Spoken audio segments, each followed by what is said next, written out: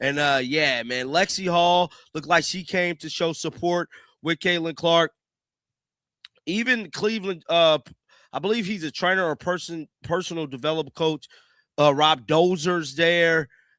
Just a lit weekend for Caitlin Clark. And let me see if I could pull up where she first arrived, because she came with some police, boy. Y'all know Caitlin Clark. I remember I went to the jersey ceremony, and I ain't lying. You would have thought President Trump was there.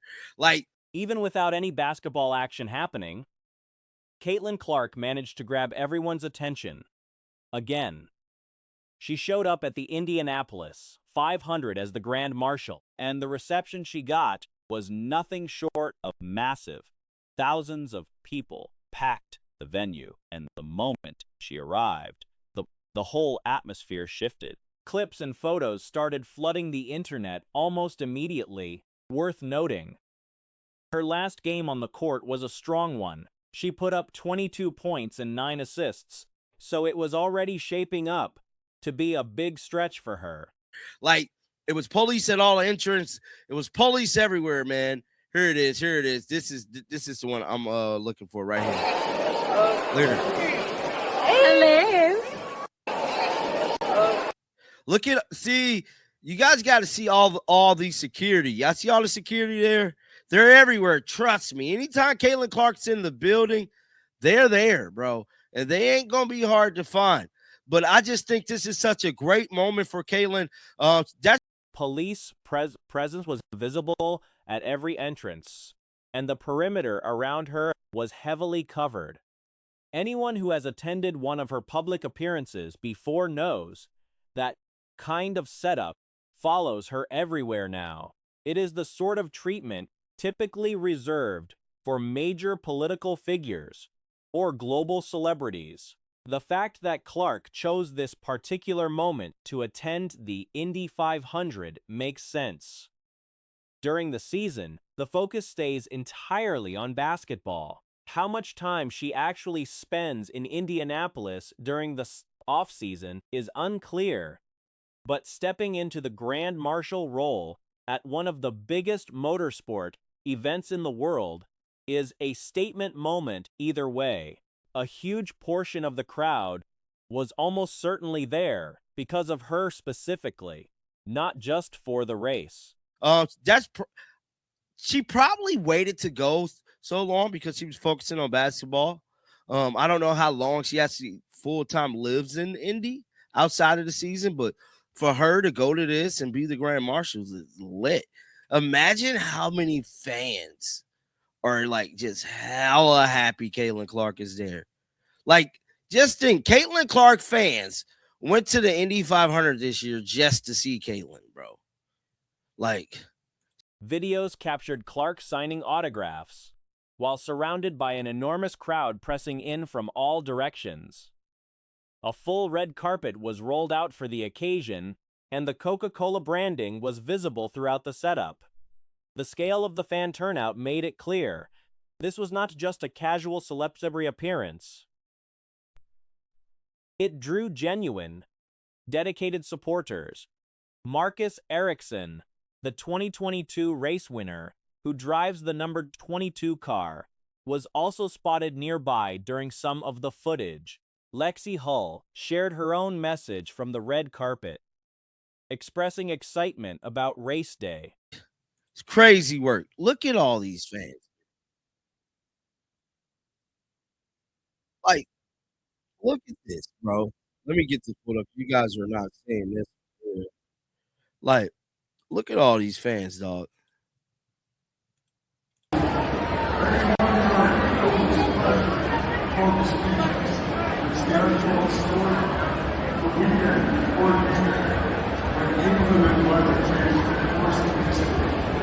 It also appeared that several other Fever players were in attendance, making it something of a team outing.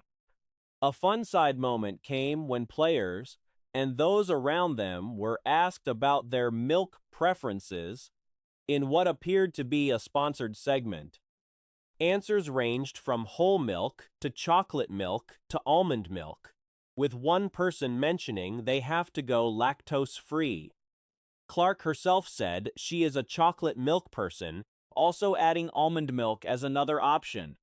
Some fans watching the broadcast at home noted they were tuning in primarily because Clark was featured, with the race coverage itself being a bonus.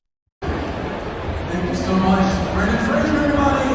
The honorary star for 110 morning of the Indianapolis. Thank you very much. We appreciate you coming out and your hard work. And, we're just excited to be back in the city. So as you guys can see in there, Caitlin Clark is definitely signing autographs. Look at all of these. My goodness, bro. I told you. Thousands of people showed up, bro. The event aired on Fox for anyone following along from home. To be completely clear, Clark was not driving in the race or competing in any capacity. Her role was strictly as Grand Marshal, which is an honorary position typically given to a notable public figure to kick off the event. Caitlin Clark is almost certainly facing a financial penalty from the WNBA after her post-game comments directed toward the officiating crew. There's very little room for debate here. What she said crosses a clear line under league rules, even if the dollar amount attached to that punishment won't cause her any real stress. Bro, and I'm telling you right now, all these people probably showed up just for Caitlin. This is hard right here, bro. Indy 500, Coca-Cola. Caitlin Clark is there. Red carpet. They brought the red carpet out for CC.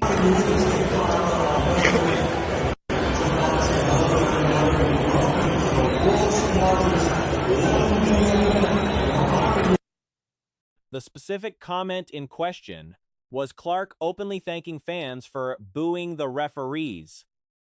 That's the kind of statement the league simply cannot let slide. For context, Sophie Cunningham was hit with a fine not too long ago just for suggesting on a podcast that Paige Buchers receives preferential treatment from officials. If that earned a penalty, publicly encouraging crowd hostility toward refs is going to land in the same category without question. The fine itself is expected to be on the lower end, likely the minimum the league allows. Let me see here, guys. Marcus Erickson, wanting 2022. There's a reason he's right in the middle. I guess other people have the same idea.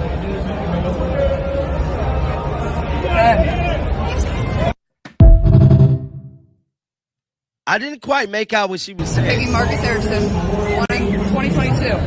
There's a reason he's right in the middle. I guess other people have the same idea. But a fine is a fine, and the rules apply regardless of the player's income. Clark's off-court earnings through endorsements are massive, so a four-figure league penalty is practically irrelevant to her financially. That said, the principle still stands. What sparked the frustration in the first place is worth noting. During the game, Clark was on the receiving end of physical play, with very little being called in her favor. I think he drives the 22 car. I think he might drive. Now, this is Lexi Hall. I believe Lexi Hall dropped a message too. Lexi Hall, because she's always bruised up. Poor Lexi, man. She always bandaged up and bruised up, dog. I ain't let you got band-aids on her knee. Last year, she had the black eye. Lexi Hall be getting bruised and battered out there balling, man.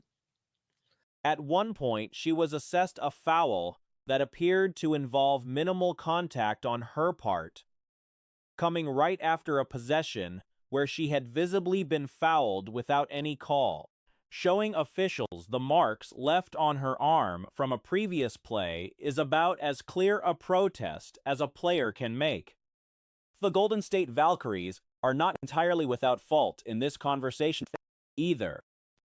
While they're not in the same category as teams that employ genuinely dangerous players, the physicality in that matchup was notable. There's a broader discussion to be had about a particular player whose history of injuring opponents. The argument being that a one-game suspension should be automatic each time another player gets hurt as a result of their play. We appreciate it. Thanks for going the rest. We like that. But overall, thank you guys. The grit, the relentlessness, and resilience. Like, she literally said thanks for booing the refs. I think she said thanks for going at the refs, but like, yes, she said thanks for booing the refs.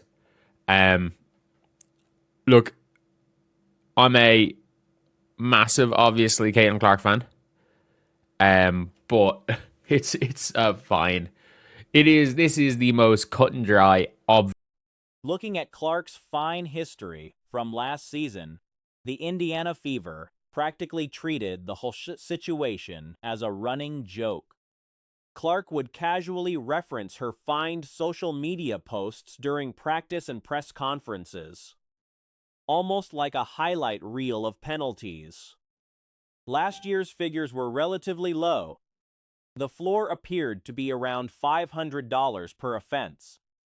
That number is small in professional sports terms, but it's not actually trivial.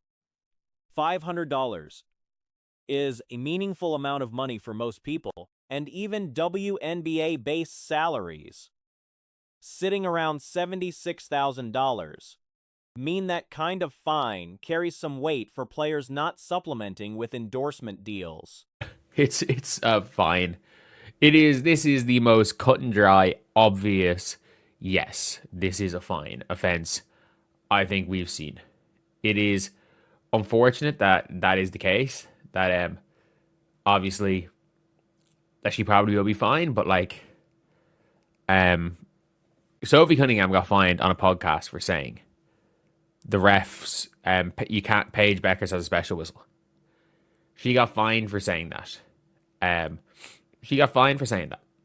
So obviously, this season, the expectation is that Clark's total fines will climb into the tens of thousands.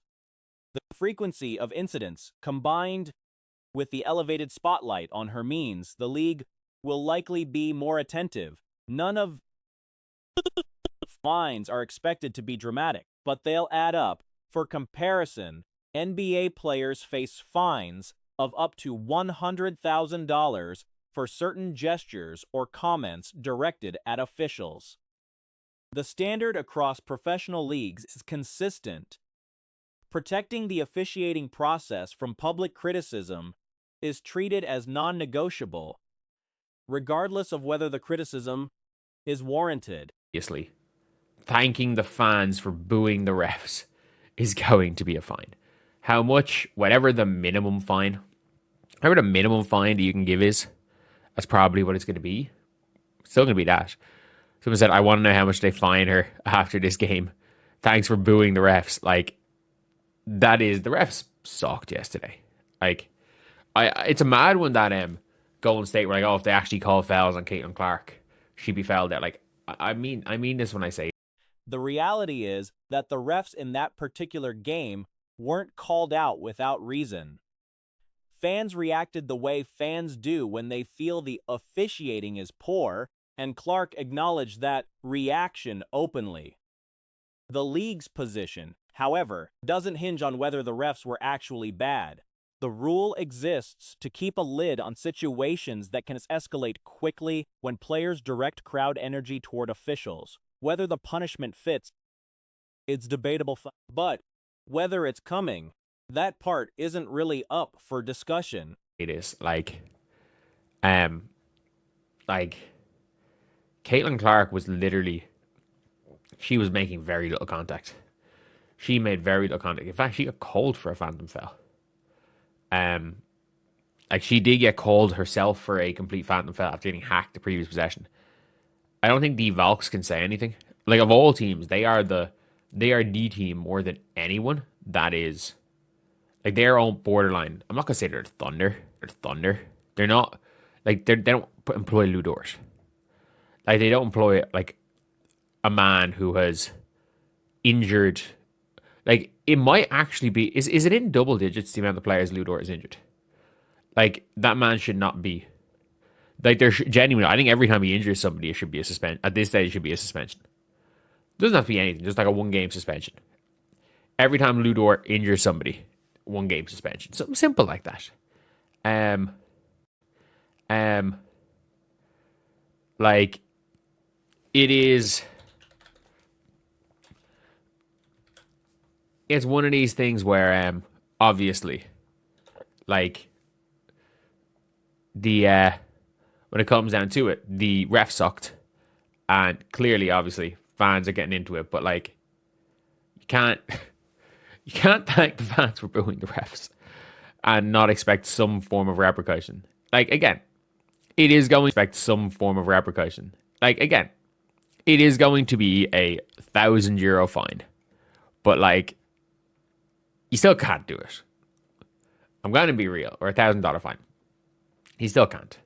I wish you could, but you can't. And yeah, so Caitlin's fines this year could be high. Like, she actually could be fined quite a decent chunk of change this year. Like, my expectation is we're going to probably see Caitlin's fines be in the what do I reckon the range of her fines? See Caitlin's fines be in the what do I reckon the range of her fines are going to be?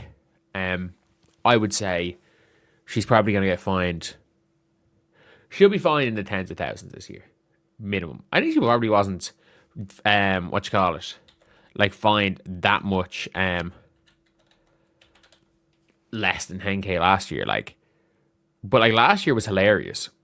She would just be in press conferences, being like, or she'd be there before the game in like practice, being like, look at my last tweet. The refs I got fined